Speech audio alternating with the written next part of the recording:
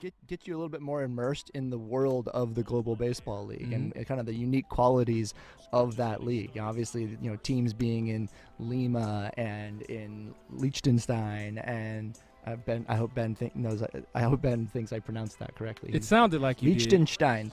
So we wanted to really add to the fun of that mode, with kind of the unique qualities of that, and of course, also diving into some of the stat tracking that's going on in the mode, and we're just excited about just having more coverage in that world. And so with the mini seasons commentary, Jordan Caruth worked really hard on that, and something he can be proud of. Nice. And you mentioned Ben's name, and Ben had a very impossible, difficult task of writing all of the commentary for the Negro Leagues and storylines. Yeah, that's right. I mean, we collaborative effort, of course, with your team, working on the Negro Leagues project. But Ben, was really excited to take that task on, and put in an incredible amount of time researching and finding more information and stories about the players that we're showcasing in year one.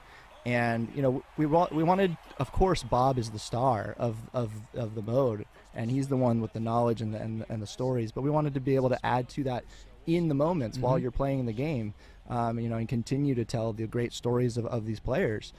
So Ben did an incredible job with that, and Bugad Singhi had a lot of fun with the content as well. So we've got specific play-by-play for all of those players and for some of the special parts of the We kind of just organized it better, right? And put everything in the upper left. It just helps you kind of have a place to look when you're wondering, what kind of feedback did my player get on that last play?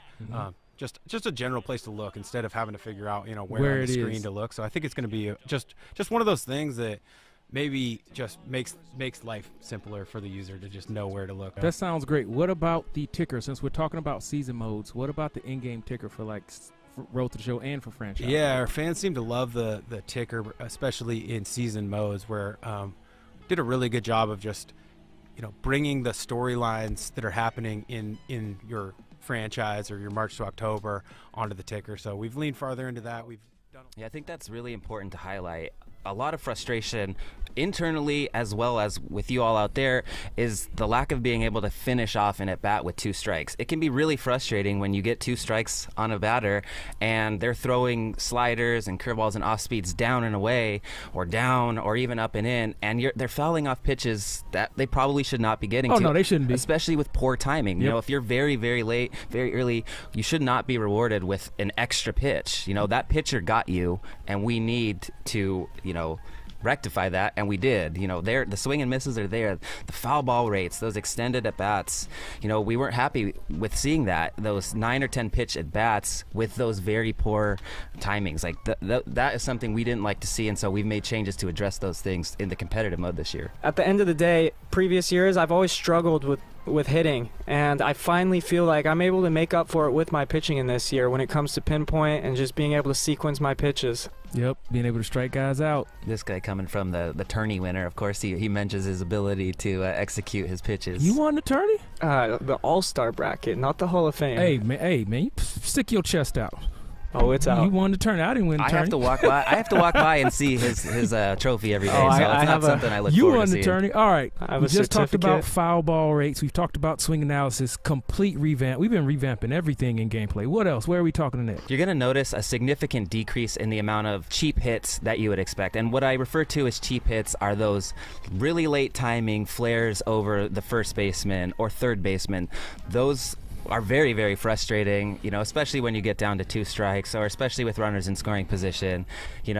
It as a player, it's not fun to have that happen to you. Can it happen? Of course, the whole spectrum is there, but we narrowed the entire range for those very early, very late swings, so you'll see a lot less of those. What Kyle is basically saying is if you're playing on competitive, good swing timing, great swing timing, perfect swing timing, good PCI placement, you're going to hit the ball harder. You're going to find more green grass. Those bloop hits that you would get from, weak timing or okay contact, those are happening at a much lower clip. Is that correct? Absolutely correct. And we've done a few tournaments here. The game is, we're seeing this play out. It's also way harder. Strikeouts are up. So we're really excited to have everybody play out these tons of changes that are coming to MLB to show. Mainly the main thing that fielding kind of toggled, but in this year's game, there's some quite significant changes. Like you're mentioning, fielding really controls, whether you're a higher attribute, reduced errors, the increased frequency of quicker, faster animations, the more efficient animations that we've captured, as well as really affecting the outfield start transitions. And so those are one of the things that we touched pretty significantly this year to really tier out and really to let you as a player be able to see that differentiation in the field.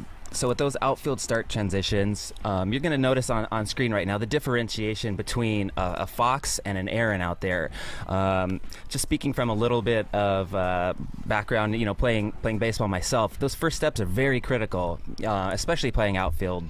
Whether it's a hard line drive, whether you're going deep and back. And so as you watch the video, you're going to see that first step separation vary from a quick step, someone that can read that ball right away and get a good first jump, make that catch, or someone that takes a little bit longer. Maybe you take a harder first step because you don't read it as well.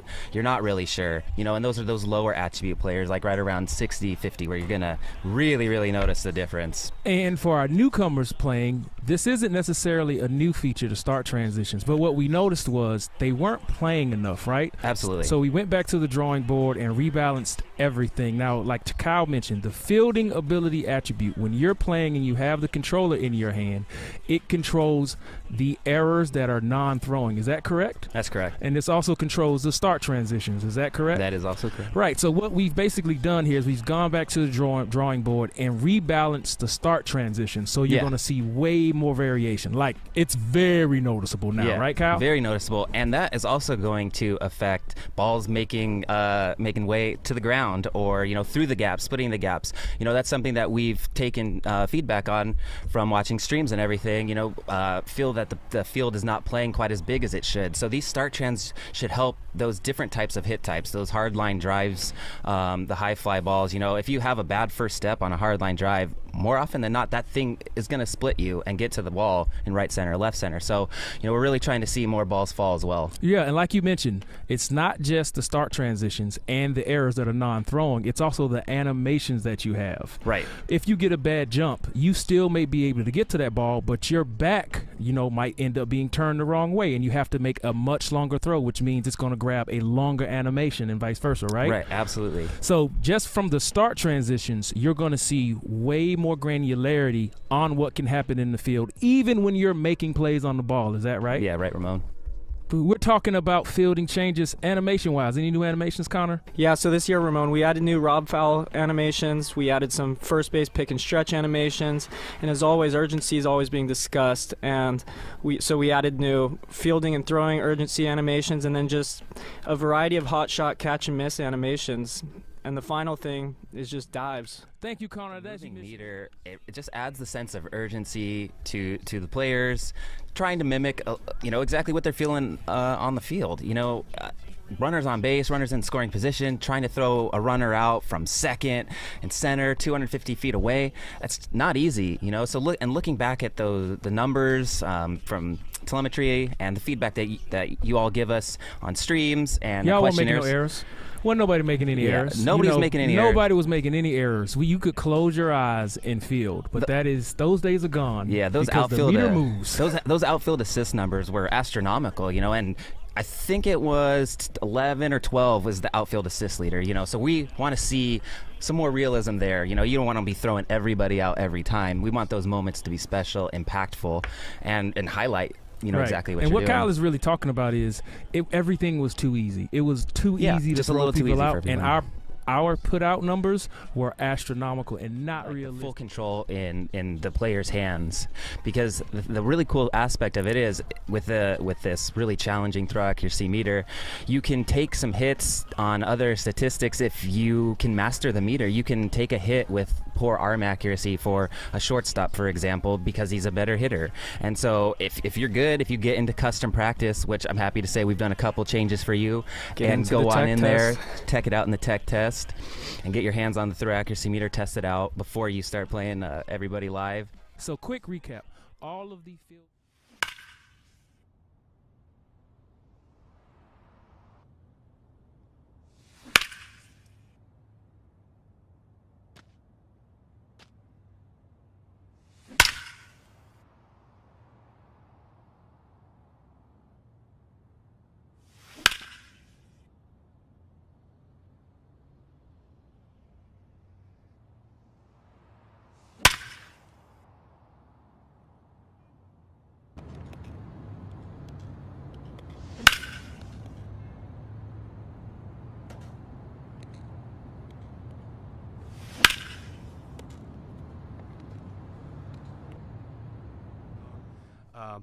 We did a lot of our normal player captures, but we really took it to the next level this year.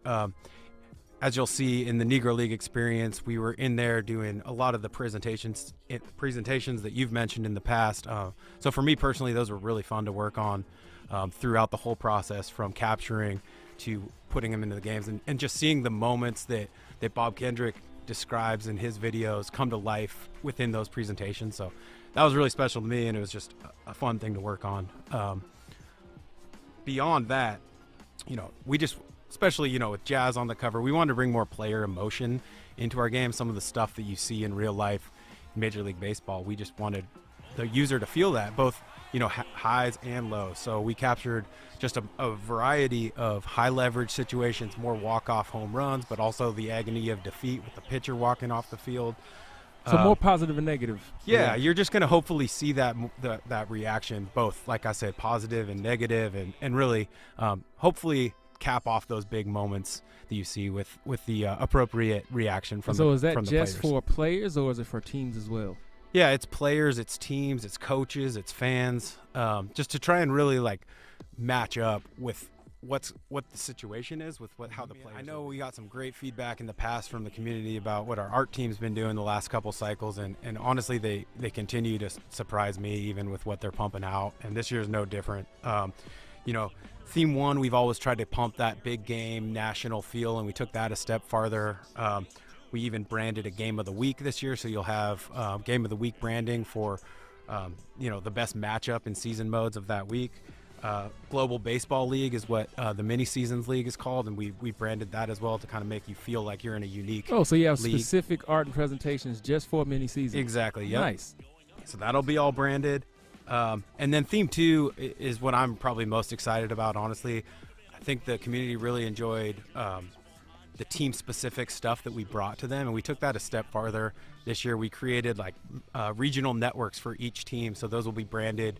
I'm a Mariners fan, so when I play with the Mariners, it'll say the show Northwest, because it's kind of trying to reenact kind of that regional sports network feel. So we leaned even farther into that. We have tons of elements to back that up.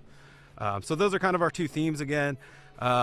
City Connect is obviously an exciting thing across baseball right now, so we leaned farther into that. So you actually, now when you choose your City Connect, it also transitions into the OSD, so those will be colored, when you're San Diego, it might be the bright pink that you see when they're wearing their colors, or you just see a lot of that those City Connect uniform stuff fall through in a lot of the other elements. And we got some new home run animations too, right? Yeah, people seem to like those as well. So yeah, when you see the home run rounding scenes for both scenes, they're different, and they're really special.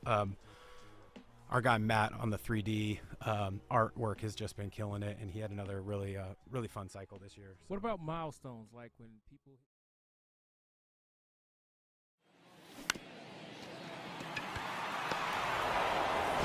He's out.